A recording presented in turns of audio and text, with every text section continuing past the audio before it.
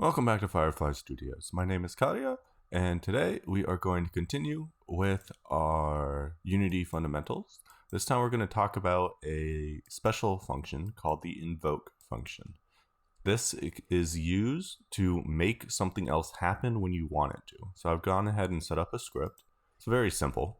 I've got two floats here, time to start and repeat rate. We'll be looking at two different variants of invoke. So the first one is just invoke, and it takes in as its first parameter the name of the function you want to happen, and then when do you want it to happen. So in this case, if this is 0, this means as soon as we hit play, my function right here is going to happen. We're just going to debug, my function has been called. Invoke repeating is the same thing, except it takes an additional variable, which is our repeat rate, or how often we want it to happen.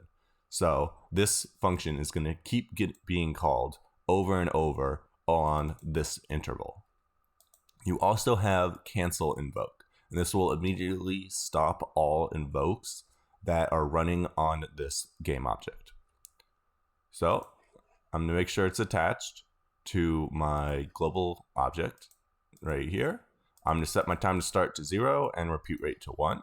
I'm going to make sure we're on the console tab, and I'm going to hit play. So you see right here, it says my function has been called. So that first invoke happened, and now every second we are getting another call of, hey, listen. Now, if I press 3 on the keyboard, because that's what I have a key to, we will stop getting these hey, listen calls because it canceled that repeating invoke.